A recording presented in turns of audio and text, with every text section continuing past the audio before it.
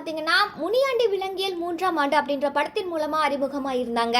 இதை தொடர்ந்து கொடிவீரன், தலைவி, சக்கரவர்த்தி உள்ளிட்ட பல படங்கள்ல நடிச்சிருக்காங்க. முக்கியமா பேய் வேடங்கள்ல நடிச்சு ரொம்பவுமே பிரபலமானவங்க.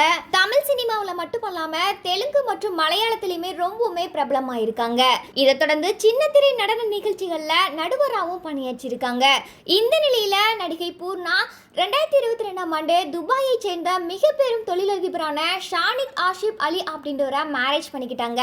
அதுக்கப்புறம் இவங்களுக்கு ஹம்தான் அப்படின்ற ஒரு மகனுமே பிறந்திருக்காங்க. இதை தொடர்ந்து 2025ஆம் ஆண்டு அவங்க மறுபடியுமே பிரெக்னன்ட் ஆயிருக்காங்க. கொஞ்ச நாளைக்கு முன்னாடி தான் அவங்களோட வளகாப்பு நிகழ்ச்சியுமே ரொம்பவுமே பிரம்மாண்டமா நடத்தி இருந்தாங்க. இந்த நிலையில இன்னைக்கு பூர்ணாவுக்கு பாத்தீங்கன்னா ஒரு அழகான பெண் குழந்தை வந்து பிறந்திருக்கு. இந்த சந்தோஷமான விஷயத்த போட்டோவோட அவங்களோட இன்ஸ்டாகிராம் பக்கத்துல ஷேர் பண்ணியிருக்காங்க. அது மட்டும் இல்லாம ஒரு எமோஷனலான பதிவையுமே ஷேர் பண்ணியிருக்காங்க.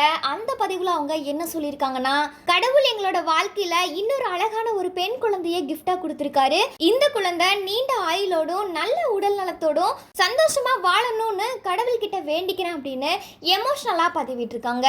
இதை தொடர்ந்து அவங்களோட குழந்தைக்கு துவா ஜமீலா அப்படின்ற அழகான பேரையுமே வச்சிருக்காங்க. இதனால இந்த மகிழ்ச்சியான விஷயத்துக்கு ரசிகர்கள் பலருமே வாழ்த்துக்களை தெரிவிச்சிட்டு வராங்க.